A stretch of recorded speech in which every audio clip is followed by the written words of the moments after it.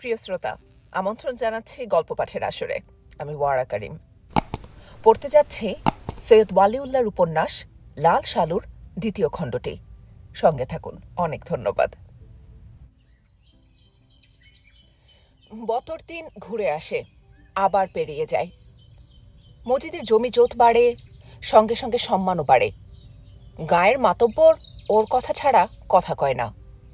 সলা পরামর্শ, আদেশ, উপদেশ, নছিহতের জন্যে তাঁর কাছেই আসে।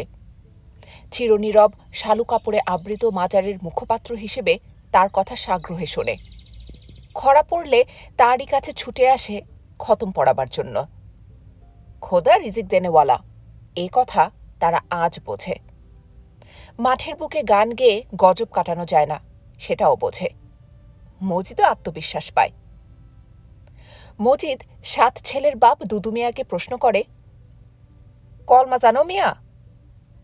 ঘাড় গুজে আধা পাকা মাথা চুলকায় দুদু মিয়া। মুখে লজ্জার হাসি। গর্জে ওঠে মজিদ, হাসিও না মিয়া। থতমত খেয়ে হাসি বন্ধ করে দুদু মিয়া। ৭ ছেলের এক ছেলে সঙ্গে এসেছিল। সে বাপের অবস্থা দেখে খিলখিল করে হাসে।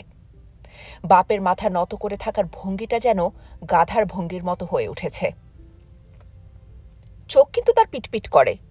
বলে, আমি গরিব মূর্খ মানুষ। খোদাকে হয়তো সে জানে, কিন্তু জ্বলন্ত পেটের মধ্যে সব কিছু যেন বাষ্প হয়ে মিলিয়ে যায়। ভেতরে গনগনে আগুন, সব উড়ে যায়, পুড়ে যায়। আজ লজ্জায় মাথা নত করে রাখে, গাধার মতো পিঠে ঘাড়ে সমান। এবার খালেক ব্যাপারী ধমকে ওঠে, কলমা জানোস না বেটা? সে আর মাথা তোলে না। ছেলেটা হাসে। খালেক ব্যাপারী একটা মক্তব দিয়েছে। এরই মধ্যে এক পাল ছেলে মেয়ে জুটে গেছে। ভোরে যখন কলতান করে আমসি পাড়া পড়ে, তখন কখনো মজিদের মনে স্মৃতি জাগে, শৈশবের স্মৃতি। যে দেশ ছেড়ে এসেছে, যে শস্যহীন দেশ তার জন্মস্থান, সেখানে একদা এক মক্তবে এই রকম করে সে আমসি পাড়া পড়ত। অবশেষে মজিদ আদেশ দেয়, ব্যাপারীর মক্তবে তুমি কলমা শিখবা। ঘাড় নেড়ে তখনই রাজি হয়ে যায় লোকটি। শেষে মুখ তুলে বোকার মতো বলে, গরিব মানুষ, খাইবার পাই না। লোকটির মাথায় যেন ছিট। যত্রতত্র কারণে অকারণে না খেতে পাওয়ার কথাটি শোনানো অভ্যাস তার। শুনিয়ে হয়তো মানুষের সমবেদনা আকর্ষণ করার চেষ্টা করে। কিন্তু লোকে খেতে পায়, পায় না, এতে সমবেদনার কি আছে? প্রশ্ন থাকলে তো সমবেদনা থাকবে। ও কি করে অমন গাধার মতো ঘাড় পিঠ সমান করতে পারে, সে কথা তো কেউ জিজ্ঞেস করে না। দৃশ্যটি অবশ্য উপভোগ করে। মজিদের পক্ষ থেকে খালেক ব্যাপারী ধমকে বলে, হয়েছে হয়েছে, ভাগ। একদিন ধাড়ি ধাড়ি ছেলে কয়েকটি পাকড়াও করে মজিদ। কিরে বেটা, খতনা হয়েছে? একটি ছেলে আরেকটিকে আঙ্গুল দিয়ে দেখিয়ে বলে, অরয় নাই। সে রেগে বলে, অরয় নাই। শুনে আগুন হয়ে যায় মজিদ। বলে যে পরশুদিন জুম্মাবার, সেদিন যদি দুজনেরই একসঙ্গে খতনা না হয় তবে মুশকিল আছে। একবার একটা ছেলে বলে, হেই কবে আমার খতনা হয়েছে? তার বাপও মাথা নেড়ে সায় দেয়, ছোট থাকতেই খতনা দিছি, মিশা কথা না হুজুর। কিন্তু মজিদ বিশ্বস্ত সূত্রে জেনেছে ছেলেটির খতনা হয়নি। গর্জে উঠে বলে, তোর লুঙ্গি। বাপ আবার বলে, খোদার কসম, ওর খতনা হয়েছে। কিন্তু তার কথায় কান্না দিয়ে মজিদ বিদ্যুৎ বেগে ছুটে গিয়ে ধাঁ করে তুলে ফেলে তার লুঙ্গি। ছেলেটি পালাবার উপক্রম করছিল। থাবা দিয়ে তার ঘাড় ধরে ফেলে মজিদ। বাপও পালাই পালাই করছিল, কিন্তু কিভাবে পালায় ভেবে না পেয়ে ওখানেই বোকার মতো চোখ মেলে বসে থাকে। খানিকক্ষণ বাপ পুতকে একসঙ্গে গালাগাল করে ছেলেটিকে ধরে নিয়ে এসে মজিদ নিজের বাইরের ঘরে খুঁটির সঙ্গে বেঁধে রাখে। বলে, আজ নামাজের পরই আমি তোর খতনা দিব। দাড়ি গোফ ওঠা মদ্যের মতো ছেলে ঠির ঠির করে কাঁপতে থাকে। বাপের মুখে রা নেই, শুকিয়ে সে মুখ আমসি হয়ে গেছে। সারাটি দুপুর কোরবানির ছাগলের মতো খুঁটিবন্দি হয়ে থাকে ছেলেটি। আসরের নামাজের পর মজিদ ছুরি তেনা নিয়ে আসতেই সে তার স্বরে আর্তনাদ করে উঠে কান্না জুড়ে দেয়। দেখে বাপের আর সয় না, সেও হাউমাউ করে কেঁদে ওঠে। বাইরে লোক জমে গিয়েছিল, খালেক ব্যাপারীও এসেছিল ব্যাপার দেখতে। তারা ধমকাতে থাকে বাপকে। দাঁত কড়মড় করে মজিদের। মাঠে শয়তানের মতো গান যখন ধরে তখন খোদার কথার মনে হয় না বুড়ো ধামড়া ছেলে খতনা হয়নি, ভাবতেও কেমন লাগে। তওবা তওবা। ব্যাপারীকে শুনিয়ে মজিদ বলে, আপনাগো দেশটা বড় জাহেলের দেশ। ছেলের কান্না থামে না। মজিদ যখন বাঁশের কঞ্চি ছিলছে তখন সে আরেকবার তার স্বরে আর্তনাদ করে উঠে বলে, আমার বাপেরও খতনা হয় নাই, তেনারে আগে দেন। মজিদ বিস্ময়ে হতভম্ব। খালেক ব্যাপারীর পানে চেয়ে কয়েক মুহূর্ত নিষ্পলক হয়ে থাকে, মুখে ভাষা জোগায় না। লজ্জায় ব্যাপারীর কান পর্যন্ত লাল। আধ ঘন্টার মধ্যে দুটো খতনা হয়ে গেল। ব্যাপারটা ঠিক হাট বাজারের মধ্যে যেন হলো, কারণ বাপ বেটাকে ধরবার জন্যে লোকের প্রয়োজন ছিল বলে, এবং এসব দৃশ্য না দেখে থাকা যায় না বলে ঘরটায় ভিড় জমে গিয়েছিল। শুধু তাই নয়, পেছনে বেড়ার ফুটো দিয়ে দেখলে পাড়ার যত মেয়েরা, ছুকরি, জোয়ান, বুড়ি, রহিমা পর্যন্ত না দেখে পারল না। স্বামীর কীর্তিতে উজ্জ্বল হয়ে ওঠা চোখে অন্য মেয়েদের সঙ্গে সেও মুখে আঁচল দিয়ে খানিকটা হাসল। সে রাতে দোয়া দুরুদ সেরে মাজার ঘর থেকে বেরিয়ে এসে বাঁ পাশের খোলা মাঠের পানে তাকিয়ে মজিদ কতক্ষণ চুপচাপ দাঁড়িয়ে থাকে। দিগন্ত বিস্তৃত হয়ে যে মাঠ দূরে আবছাভাবে মিলিয়ে গেছে, সেখান থেকে তারার রাজ্য। ওধারে গ্রাম নিস্তব্ধ, দু একটা পাড়ায় কেবল কুত্তা ঘেউ ঘেউ করে। নীরবতার মধ্যে হঠাৎ মজিদ একটা শক্তি বোধ করে অন্তরে। মহব্বতনগর গ্রামে সে শক্তির শিকড় গেড়েছে, আর সে শক্তি শাখা প্রশাখা মেলে সারা গ্রামকে আচ্ছন্ন করে লোকদের জীবনকে জড়িয়ে ধরেছে সবলভাবে। প্রতিপত্তিশালী খালেক ব্যাপারী আছে বটে, কিন্তু তার শক্তিতে আর মজিদের শক্তিতে প্রভেদ আছে। আজ অপরাহ্নে যে দুটি লোককে মজিদ কষ্ট দিয়েছে, তারা নির্ভেজাল কষ্টই পেয়েছে। সে কষ্ট পাওয়ার পেছনে ক্রোধ নেই, দেশ নেই। আজ সেই লোকদেরই খালেক ব্যাপারী চাবুক মারুক, প্রতিপত্তির ভয়ে তারা মুখে রা না করলেও অন্তরে ঘনিয়ে উঠবে দেশ, প্রতিহিংসার আগুন। মজিদের শক্তি ওপর থেকে আসে ওই শালু কাপড়ে আবৃত মাজার থেকে। মাজারটি তার শক্তির মূল। মজিদের সে শক্তি প্রতিফলিত হয় রহিমার ওপর। মেয়ে মানুষরা আসে তার কাছে। এই গ্রামেরই মেয়ে রহিমা। ছোটবেলায় নাকের নোলক পরে হলদে শাড়ি পেঁচিয়ে ছুটোছুটি করত। সবার মনে সে ছবি এখনও স্পষ্ট। প্রথম বিয়ের সময় তারা তাকে দেখেছে, স্বামীর মৃত্যুর পরও তাকে দেখেছে, কিন্তু ওরাই আজ এসে চেনে না। কথা কয় অন্যভাবে, গলা নরম করে সুপারিশের জন্যে ধরে। খিড়কির দরজা দিয়ে আসে তারা, এসে সন্তর্পণে কথা কয়, কাঁদলেও চেপে চেপে কাঁদে। বাইরে মাজার যেমন রহস্যময় তাদের কাছে, মজিদও তেমনি রহস্যময়। মজিদ ধরা ছোঁয়ার বাইরে, যোগসূত্র হচ্ছে রহিমা। রহিমা শোনে তাদের কথা, কখনো হৃদয় গলে আসে অপরের দুঃখের কথা শুনে, কখনো ছলছল করে ওঠে চোখ। গভীর রাতে কখনো মাজারের কাছে গিয়ে দাঁড়ায়, দাঁড়িয়ে নির্নিমেষ চোখে তাকিয়ে থাকে মাছের পিঠের মতো স্তব্ধ বিচিত্র সেই মাজারের পানে। মাথায় কপাল পর্যন্ত ঘোমটা টানা, দেহ নিশ্চল। তাকিয়ে থাকতে থাকতে ঘোর লাগে, চোখ অবশ হয়ে আসে। মহাশক্তির কাছে পাছে কোনো বেয়াদবি করে বসে সে ভয়ে বুক কেঁপে ওঠে কখনো। তবু মুহূর্তের পর মুহূর্ত মূর্তির মতো দাঁড়িয়ে থাকে, ভাবে কোন মারুফ ওখানে ঘুমিয়ে আছেন, যার রুহ এখনও মানুষের দুঃখ যাতনায় কাঁদে, তাদের মঙ্গলের জন্য আকুল হয়ে থাকে সদা সর্বদা। কখনো কখনো অতি সঙ্গোপনে রহিমা একটা আর্জি জানায়, বলে তার সন্তান নেই, সন্তান শূন্য কোলটি খাঁ খাঁ করে, তিনি তাকে যেন একটি সন্তান দেন। আর্জি জানায় চোখের আকুলতায়, এদিকে ঠোঁট পর্যন্ত কাঁপে না। অতি গোপন মনের কথা শিশুর সরলতায় শালু কাপড়ে ঢাকা রহস্যময় মাজারের পানে চেয়ে বলে, না হয় লজ্জা, না হয় দ্বিধা। একদিন হঠাৎ এই সময় দমকা হাওয়া ছোটে। জঙ্গলের যে কটা গাছ আজও অকর্তিত অবস্থায় বিরাজমান, তাতে আচমকা গোঙানি ধরে। হাওয়ায় এসে এখানে শালু কাপড়ের প্রান্ত নড়ে, কেঁপে ওঠা মোমবাতির আলো ঝলমল করে ওঠে রূপালি ঝালর। রহিমাও কেঁপে ওঠে। কি একটা মহাভয় তার রক্ত শীতল করে দেয়। মনে হয় কে যেন কথা কইবে। আকাশের মহা তমিশ্রার বুক থেকে বিচিত্র এক কণ্ঠ সহসা জেগে উঠবে, কিন্তু ঝালর ঝলমলিয়ে আবার স্থির হয়ে যায়। মোমবাতি শিখাও নিষ্কম্প স্থির হয়ে ওঠে। ওপরে আকাশ ভরা তারা তেমনি নীরব। কোনোদিন রহিমা সারা মানব জাতির জন্য দোয়া করে, ও পাড়ার ছুনুর বাপ মরণ রোগে যন্ত্রণা পাচ্ছে, তাকে শান্তি দাও। খেতানির মা পক্ষাঘাতে কষ্ট পাচ্ছে, তার উপর করুণা করো। কারা একপাল ছেলে মেয়ে নিয়ে ভাতে কষ্ট পাচ্ছে, তাদের ওপরও করুণা করো, রহমত করো। 4 গ্রাম পরে বড় নদী। কদিন আগে সে নদীতে ঝড়ের মুখে ডুবে মারা গেছে কটি লোক। তাদের কথা স্মরণ করে বলে, ঘরে স্ত্রী পুত্র রেখে নৌকা নিয়ে যারা নদীতে যায়, তাদের ওপরও যেন তোমার রহমত হয়।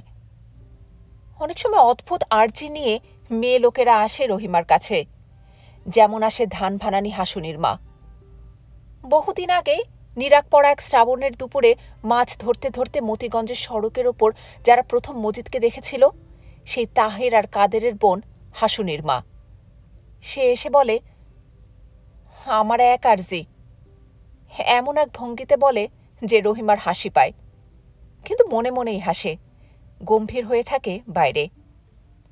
হাসুনির মা বলে, আমার আর্জি ওনারে কইবেন আমার যেন মত হয়। এবার ঈষৎ হেসে রহিমা বলে, কেন গো বিটি? জ্বালা আর সহ্য হয় না বুবু, আল্লাহ যেন সত্তর আমারে দুনিয়া থেকে লইয়া যায়। সকৌতুকে রহিমা প্রশ্ন করে, তোমার হাসুনির কি হইব তুমি মরলে? সেদিকে তার ভাবনা নেই, আপনা থেকে যেন উত্তর জোগায় মুখে। তুমি নিবা বুবু, তোমারই হাতে সোপর্দ কইরা আমি খালাস হমু। রহিমা হাসে, হাতে কাঁথার কাজ, হাসে আর মাথা নত করে কাঁথা সেলাই করে। একদিন হাসুনির মা এসে বলে, আমার এক আর্জি বুবু। কও। ওনারে কইবেন বুড়া বুড়ি দুই গাড়ে জানি দুনিয়ার থন লইয়া যায় খোতা তালা। কৃত্রিম বিস্ময়ে চোখ তুলে চেয়ে রহিমা প্রশ্ন করে, ওইটা আবার কেমন কথা হইল? হ, খাঁটি কথা কইলাম বুবু, দুইটা লাঠালাঠি চুলাচুলি আর ভাল লাগে না। বুড়ো বাপ তার ঢ্যাঙা দীর্ঘ মানুষ, মা ছোটখাটো কুঁকড়ানো, কিন্তু দুজনের মুখে বিষ, ঝগড়া ফ্যাসাদ লেগেই আছে। তবে এক একদিন এমন লাগা লাগে যে খুনাখুনি হবার জোগাড়। ঢ্যাঙা লোকটি তেড়ে আসে বারবার, ঘুণ ধরা হাড় কড়কড় করে। বুড়ি ওদিকে নড়ে চড়ে না, এক জায়গায় বসে থেকে মাথা ঝাঁপিয়ে ঝাঁপিয়ে রাজ্যের গালাগাল জুড়ে দেয়। গালাগাল দিয়ে বুড়োকে যখন বিন্দুমাত্র ঘায়েল করতে পারে না, তখন শেষ অস্ত্র হানে। ওরে মরার বেটা, তুই কি ভাবছস? তুই ভাবছস বুঝি পোলাগুলি তোর জন্মের? আল্লাহ সাক্ষী, হেগুলি তোর জন্মের না, তোর জন্মের না। শুনে হাসুনির মায়ের কান লাল হয়ে ওঠে, আর আঁচলে মুখ লুকিয়ে হাসে। তাহের, কাদের আর কনিষ্ঠ ভাই রতন, তাদের বুদ্ধি বিবেচনা থাকলেও তা আবার স্বার্থের ঘোরে ঢাকা। সামান্য হলেও বাপের জমি আছে, ঘর আছে, লাঙ্গল গরু আছে। তার দিনও ঘনিয়ে এসেছে, আর বর্ষায় টেকে কিনা সন্দেহ। তারা চুপ করে শোনে। অন্ধ ক্রোধে কাঁপতে কাঁপতে বুড়ো বাপ এগিয়ে আসে, ছেলেদের পানে চেয়ে বলে, হুনসোস কথা, হুনসোস। ছেলেরা সমস্বরে বলে, ঠ্যাঙ্গা বেটিরে, ঠ্যাঙ্গা। সমর্থন পেয়ে বুড়ো চেলা নিয়ে দৌড়ে আসে। তাহের শেষে জমিজোতের মায়া ছেড়ে বাপের হাত ধরে ফেলে। কাদের বোঝায়, থাক কইবার দাও, খোদাই তার শাস্তি করব। জন্মের কথা নিয়ে মায়ের উক্তি শুনে হাসুনির মায়ের কান লাল হয়ে ওঠে, কিন্তু পরে বুকে যন্ত্রণা হয়। তাই রহিমাকে এসে বলে কথাটা, হয় বুড়া বুড়ি দুইটাই মরুক, নয় ওনারে কন এর একটা বিহিত করবার। হঠাৎ সমবেদনায় রহিমার চোখ ছলছল করে ওঠে, বলে, তুমি দুঃখ করিও না বিটি, আমি কমুনে। মেয়েটাকে তার ভালোই লাগে। দুস্থা মেয়ে, স্বামী মারা যাবার পর থেকে বাপের বাড়িতে আছে। বাড়িতে ৩-৩টে মর্দ ছেলে বসে বসে খায়। এক মুঠোর মতো যে জমি, সে জমিতে ওদের পেট ভরে না, তাই টানাটানি, আধ পেটা খেয়ে দিন গুজরান। বসে বসে অন্ন ধ্বংস করতে লজ্জা লাগে হাসুনির মায়ের। সে তো একা নয়, তার হাসুনিও আছে, তাই বাড়িতে বাড়িতে ধান ভানে। কিন্তু কিছু একটা মুখ ফুটে চাইতে আবার লজ্জায় মরে যায়। রহিমা বলে, শ্বশুর বাড়িতে যাও না কেন? ওরা মনুষ্যী না।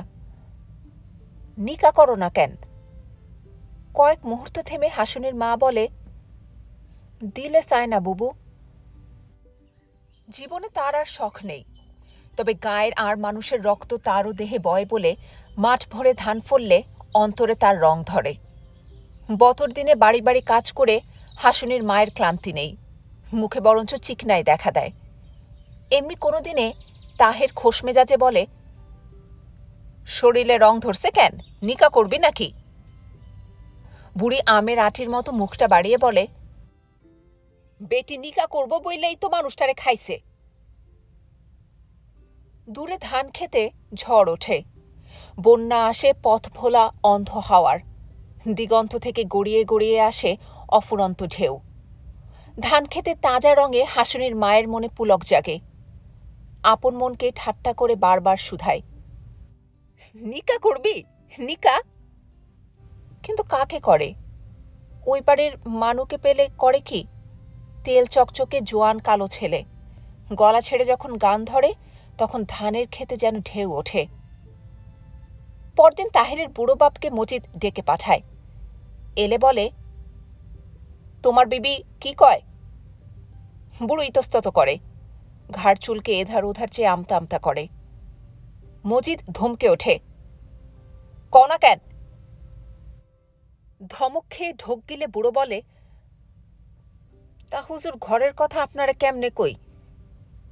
কতক্ষণ চুপ থেকে মজিদ ভারী গলায় বলে, আমি জানি কি কয়, কিন্তু তুমি কেমন মদ্য, দাঁড়াইয়া দাঁড়াইয়া শোনো হেই কথা। দাঁড়িয়ে দাঁড়িয়ে শোনে এ কথা ঠিক নয়। তখন রাগে সে চোখে অন্ধকার দেখে, চেলা কাঠ নিয়ে ছুটে যায় বুড়িকে শেষ করবার জন্য। এর মধ্যে একদিন হয়তো সে শেষই হয়ে যেত, যদি না ছেলেরা এসে বাধা দিত। কিন্তু সে কথা বলতে পারে না সে মজিদের সামনে। কেবল আস্তে আস্তে বলে, বুড়ির দেমাগ খারাপ হয়েছে হুজুর, আপনি যদি দোয়া পানি দেন। আবার কতক্ষণ নীরব থেকে মজিদ বলে, বিবিরে কইয়া দিও, অমন কথা যদি আর কোনোদিন কয় তাহলে মুসিবত আছে। মাথা নেড়ে বুড়ো চলে যাবার জন্য পা বাড়ায়। কয়েক পা গিয়ে থামে, থেমে মাথা চুলকে বলে, হুজুর আপনি কোত্থেকে শুনলেন বেটির কথা? তা দিয়া তোমার দরকার কি? কিন্তু এই কথা যাইনো, কোনো কথা আমার অজানা থাকে না। সারা পথ ভাবে বুড়ো, কে বলল কথাটা? বাড়ির গায়ে আর কোনো বাড়ি নেই যে কেউ আড়ি পেতে শুনবে। এককালে পুরো বুদ্ধিমান লোকই ছিল। সারা জীবন দুষ্ট প্রকৃতির বইমাত্রেও এক ভাইয়ের সাথে জায়গা জমি সম্পত্তি নিয়ে মারামারি মামলা মোকদ্দমা করে আজ সব দিক দিয়ে সে নিঃস্ব। জায়গা জমির মধ্যে আছে এক মুঠো পরিমাণ জমি, যা দিয়ে একজনেরই পেট ভরে না। আর এদিকে পেয়েছে খিটখিটে মেজাজ, সবাইকে দু চোখের বিষ মনে হয়। বুড়িটার হয়তো তার ছোঁয়াচ লেগেই অমন হয়েছে, নইলে বহুদিন আগে যৌবনে কেমন হাসি খুশি ছটফটে মেয়ে ছিল সে। স্থির থাকত না এক মুহূর্ত, নাচত, কেবল নাচত, আর খোয়ের মতো কথা ফুটত মুখ দিয়ে। আজ তার সুন্দর দেহ মন পচে গিয়ে এই হাল হয়েছে। বুড়ি যে ছেলেদের জন্ম নিয়ে কথাটা বলতে শুরু করেছে তা বেশি দিন নয়। সাধারণ গালাগালি দিয়ে আর স্বাদ হয় না, তাই এমন এক কথা বের করেছে যা বুড়োর আত্মায় গিয়ে খচ করে ধরে।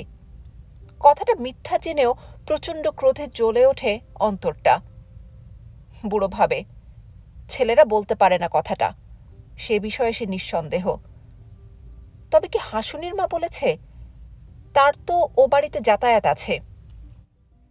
একটা বিষয়ে কিন্তু গোলমাল নেই তার মনে, অন্তরের শক্তিতে যে মজিদ ব্যাপারটা জানতে পেরেছে সে কথা সে বিশ্বাস করে না। যত ভাবে কথাটা তত জ্বলে ওঠে বুড়ো। যে বলেছে সে কি কথাটার গুরুত্ব বোঝে না? কথাটা কি বাইরে ছড়াবার মতো?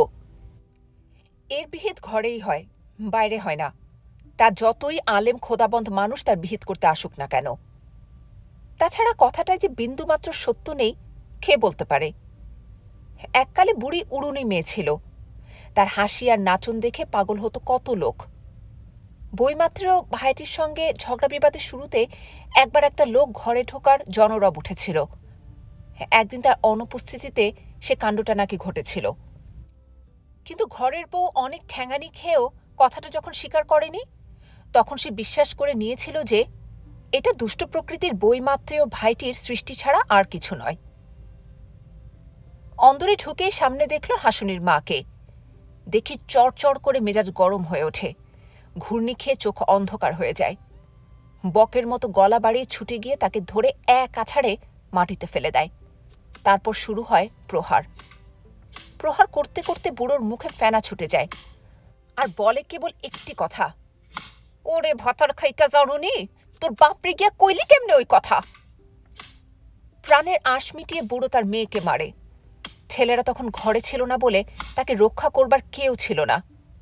বুড়ি অবশ্য ওধারে পা ছড়িয়ে তীক্ষ্ণ কণ্ঠে বিলাপ জুড়ে দেয়, কিন্তু বিলাপ শুনে দমবার পাত্র বুড়ো নয়। সেদিন দুপুরে মুখে আঘাতের চিহ্ন ও সারা দেহে ব্যথা নিয়ে চুপি চুপি ঘর থেকে বেরিয়ে হাসুনির মা সোজা চলে যায় মজিদের বাড়ি। মজিদ তখন জিরুচ্ছে, আর সেই ঘরেই নিচে পাটিতে বসে রহিমা কাঁথায় শেষ কটা ফোঁড় দিচ্ছে। হাসুনির মা মজিদের সামনে আসে না, কিন্তু আজ শটান ঘরে ঢুকে তার সামনে রহিমার পাশে বসে মরা কান্না জুড়ে দিল। প্রথমে কিছু বোঝা গেল না। কথা স্পষ্টতর হয়ে এলে এইটুকু বোঝা গেল যে সে রহিমাকে বলছে, ওনারে কর আমার মতের জন্য জানি দোয়া করে। মজিদ হুঁকা টানে আর চেয়ে চেয়ে দেখে। ক্রন্দনরতা মেয়ে তার ভালোই লাগে। কথায় কথায় ঠোঁট ফুলাবে, লুটিয়ে পড়ে কাঁদবে, এমন একটা বউয়ের স্বপ্ন দেখত প্রথম যৌবনে। রহিমার না আছে অভিমান, না আছে চপলতা। অপরাধ না করে থাকলেও মজিদ বলছে বলে যে কোনো কথা নির্বিবাদে মেনে নেয়। অমন মানুষ ভালো লাগে না তার। পরে সব কথা শুনে মজিদের মুখ কিন্তু হঠাৎ কঠিন হয়ে যায়। বুড়ো গিয়ে তার মেয়েকে মেরেছে এই জন্যে যে সে এসে তাকে কথাটা বলে দিয়েছে। অনেকক্ষণ গুম হয়ে থেকে মজিদ গম্ভীর কণ্ঠে রহিমাকে বলে, ওরে যাইতে কও, আর কও আমি দেখুমনি। একটু পরে রহিমা বলে, ও যাইবার চায় না, ডরায়। মজিদ আর চোখে একবার তাকায় হাসুনির মায়ের দিকে। কান্না থামিয়ে মজিদের দিকে পিঠ দিয়ে বসে আছে, আর ঘোমটা টানা মাথা নত করে নখ দিয়ে পাটি খুঁটছে। ওধারে ফেরানো মুখটি দেখবার জন্যে এক মুহূর্ত কৌতূহল বোধ করে মজিদ। তারপর তেমনি গম্ভীর কণ্ঠে বলে, থাক তাইলে এইখানে। অপরাহ্নে জমায়েত হয়। একা বিচার করতে ভরসা হয় না মজিদের। ঢ্যাঙ্গা বুড়ো লোকটা শয়তানের খাম্বা। অন্তরে তার কুটিলতা আর অবিশ্বাস। খালেক ব্যাপারীও এসেছে। মাতব্বর না হলে শাস্তি বিধান হয় না, বিচার চলে না। রায় অবশ্য মজিদই দেয়, কিন্তু সেটা মাতব্বরের মুখ দিয়ে বেরুলে ভালো দেখায়। একটু তফাতে পাছার উপরে বসে চুপচাপ হয়ে আছে তাহিরের বাপ, মুখটি একদিকে সরানো। খালেক ব্যাপারে মাঝখাই গলায় প্রশ্ন করে, তোমার বিবি কি বলে? মুখ না তুলে বুড়ো বলে, এই কথা আপনারা ব্যাককেই জানেন। কে একজন গলা উঠিয়ে বলে, কথা ঠিক কইরা কও মিয়া। বুড়ো ওদিকে একবার ফিরেও তাকায় না। খালেক ব্যাপারে আবার প্রশ্ন করে, এখন কও, এই কথা তুমি ঢাকবার চাও কেন? কথাটা যেন বুঝল না ঠিক মতো। এমন একটা ভঙ্গি করে বুড়ো তাকায় সকলের পানে। তারপর বলে, এইটা কি কওনের কথা?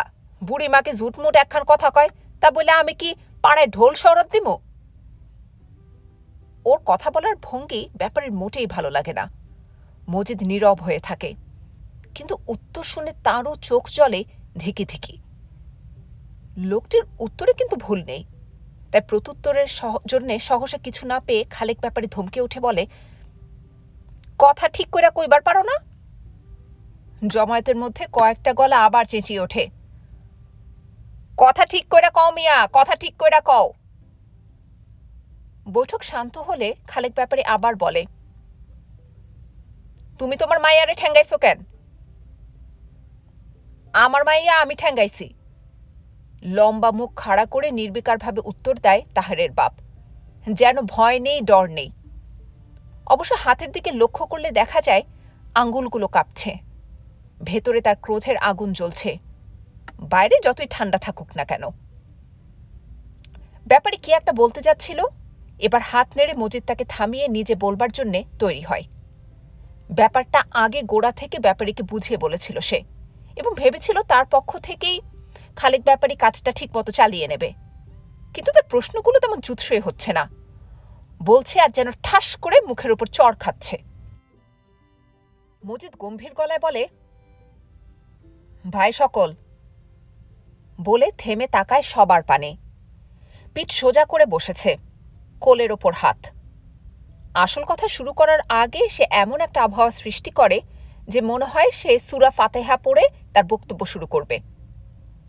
কিন্তু আরেকবার ভাই সকল বলে সে কথা শুরু করে, বলে, খোদা তালার কুদরত মানুষের বুঝবার ক্ষমতা নাই। দোষ গুণে সৃষ্ট মানুষ, মানুষের মধ্যে তাই শয়তান আছে, ফেরেশতাও আছে, তাদের মধ্যে গুনাহগার আছে, নেক বন্দ আছে।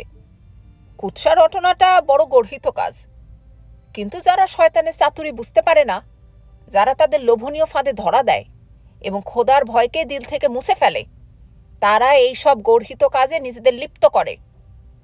মানুষের রসনা বড় ভয়ানক বস্তু, সে রসনা বিষাক্ত সাপের রসনার চেয়েও ভয়ঙ্কর হতে পারে। প্রক্ষিপ্ত সে রসনা তার বিষে পরিবার ধ্বংস করে দিতে পারে, নিমেষে আগুন ধরিয়ে দিতে পারে সমগ্র পৃথিবীতে।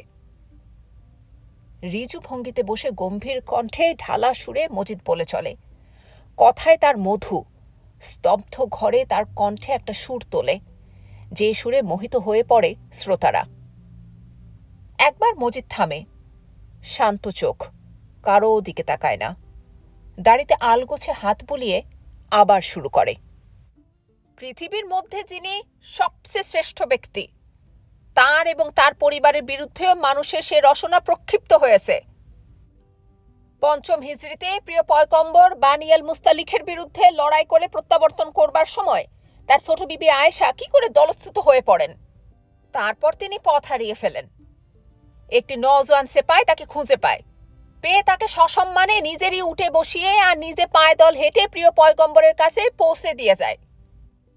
যাদের অন্তরে শয়তানের একচ্ছত্র প্রভুত্ব, যারা তাঁরই চক্রান্তে খোদার রোশনাই থেকে নিজের হৃদয়কে বঞ্চিত করে রাখে, তাঁদেরই বিষাক্ত রসনা সেদিন কর্মতৎপর হয়ে উঠল। হজরতের এত পেয়ারা বিবির নামেও তারা কুৎসা রটাতে লাগল। বড় ব্যথা পেলেন পয়গম্বর, খোদার কাছে কেঁদে বললেন, খোদা পর্বতদেগার, নির্দোষ আমার বিবি কেন এত লাঞ্ছনা ভোগ করবে, কেন এ অকথ্য বদনাম সহ্য করবে? উত্তরে খোদা তাআলা মানবজাতিকে বললেন। থেমে বিসমিল্লাহ পড়ে মজিদ ছুরায়ে আন্নুর থেকে খানিকক্ষণ কেরাত করে শোনায়। তার গম্ভীর কণ্ঠ হঠাৎ মিহি সুরে ভেঙে পড়ে, স্তব্ধ ঘরে বিচিত্র সুর ঝংকার ওঠে। শুনে জমায়েতের অনেকের চোখ ছলছল করে ওঠে। হঠাৎ এ সময় মজিদ কেরাত বন্ধ করে সরাসরি তাহেরের বাপের পানে তাকায়। যে লোকটা এতক্ষণ একটা বিদ্রোহী ভাব নিয়ে কঠিন হয়েছিল, তার চোখ এখন নরম, বসে থাকার মধ্যে উদ্ধত ভাবটাও যেন নেই। চোখাচোখি হতে সে চোখ না পায়। কয়েক মুহূর্ত তার পানে তাকিয়ে থেকে গলা উঠিয়ে মজিদ বলে যে, খোদা তাআলার ভেদ তাঁরই সৃষ্ট বান্দার পক্ষে বোঝা সম্ভব নয়। মানুষের মধ্যে তিনি বিষময় রসনা দিয়েছেন, মধুময় রসনাও দিয়েছেন। উদ্ধত করেও সৃষ্টি করেছেন তাকে, মাটির মতো করেও সৃষ্টি করেছেন। সে যাই হোক, মানুষের কাছে আপন সংসার, আপন বালবাচ্চা দুনিয়ার সবচাইতে প্রিয়। তাদেরই সুখ শান্তির জন্যে সে অক্লান্ত পরিশ্রম করে, জীবনের সঙ্গে লড়াই করে। আপন সংসারের ভালাই ছাড়া অন্য কিছু ভাবতে পারে না সে। কিন্তু যে মেয়ে লোক আপন সংসার আপন হাতে ভাঙতে চায় এবং আপন সন্তানের জন্ম সম্পর্কে কুৎসা রটনা করে, সে নিজের বিরুদ্ধে কাজ করে, খোদার বিরুদ্ধে আঙ্গুল ওঠায়, তার গুনাহ বড় মস্ত গুনাহ, তার শাস্তি বড় কঠিন শাস্তি। হঠাৎ মজিদের গলা ঝনঝন করে ওঠে। তুমি কি মনে করো মিয়া, তুমি কি মনে করো তোমার বিবি মিছা বদনাম করে? তুমি কি হলফ কইরা বলতে পারো তোমার দিলে ময়লা নাই? যে লোক কিছুক্ষণ আগে খালেক ব্যাপারীর মতো লোকের মুখের উপর ঠাস ঠাস জবাব দিচ্ছিল, মজিদের প্রশ্নে সে এখন বিভ্রান্ত হয়ে যায়। কোথা দিয়ে কোথায় তাকে আনে মজিদ সে বোঝে না। মন ঘাঁটতে গিয়ে দেখে সেখানে সন্দেহ। এতদিন পরে আজ সন্দেহ? বহুদিন আগে তার বউ যখন চড়ুই পাখির মতো নাচত, হাসি খুশি উজ্জ্বলতায় চারিদিকে আলো ছড়াতো, তখন যে জনরব উঠেছিল সে কথাই তার স্মরণ হয়। কোনোদিন সে কথা সে বিশ্বাস করেনি। তখন কথাটা যদি সত্যি বলে প্রমাণিত হতো, সে তাকে তালাক দিতে পারত, গলা টিপে খুন করে ফেললেও বেমানান দেখাতো না। কিন্তু আজ এতদিন পরে যদি দেখে সেদিন তারই ভুল হয়েছিল, তবে সে কি করতে পারে? বউ আজ শুধু কঙ্কাল, পচন ধরা মাংসের রদ্দি খোলস। তাকে নিয়ে সে কি করবে? অন্ধকার ভবিষ্যতের মধ্যে যে ভীতির সৃষ্টি করা হবে, সে ভীতি দূর করবে কি করে? মজিদ গলা চড়িয়ে ধমকের সুরে আবার বলে, কি মিয়া, তোমার দিলে কি ময়লা আছে? তুমি কি ঢাকবার চাও কিছু? লুকাইবার চাও কোনো কথা? মজিদ থামলে ঘরময় রুদ্ধ নিঃশ্বাসের স্তব্ধতা নামে, এবং সে স্তব্ধতার মধ্যে তার কেরাতে সুরব্যঞ্জনা আবার যেন আপনা থেকে ঝংকৃত হয়ে ওঠে। সে ঝংকার মানুষের কানে লাগে, প্রাণে লাগে। তাহেরের বাপ এধার ওধার তাকায়, অস্থির অস্থির করে। একবার ভাবে বলে, না, তার দিলে কিছুই নাই, তার দিল সাফ। বুড়ি বেটির দেমাগ খারাপ হয়েছে, তাকে কষ্ট দেবার জন্যে অমন ঝুটমুট কথা বানিয়ে বলে। কিন্তু কথাটা আসে না মুখ দিয়ে।